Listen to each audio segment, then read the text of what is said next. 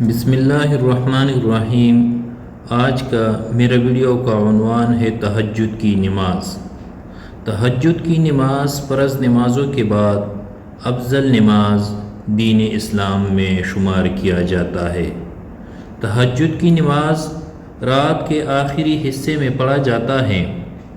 حضرت ابو درداء رضی اللہ تعالی عنہ فرماتے ہیں کہ رسول اللہ صلی اللہ علیہ وسلم نے فرمایا، جو بستر پر آئے اور رات میں قیام کی نیت رکھتا ہو، پھر اس کی دونوں آنکھیں اس پر غالب آ جائے، یعنی وہ سو جائے یہاں تک کہ صبح ہو جائے، تو اس کے لیے اس کی نیت کا ثواب لکھا جائے گا، اور اس کی نیند اس کے رب عز و جل کی جانب سے اس پر صدقہ ہوگی۔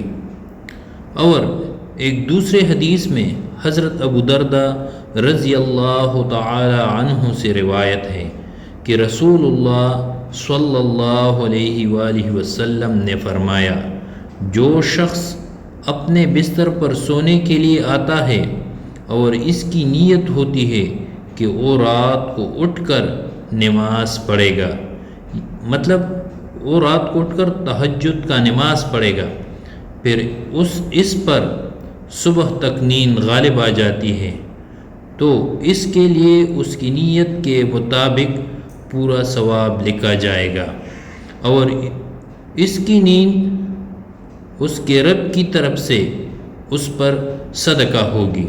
میرے بھائیوں سامعین، جب سوتے ہیں تو اس نیت سے سوئے کہ رات کو اٹھوں گا اور تہجد کی نماز پڑھوں گا۔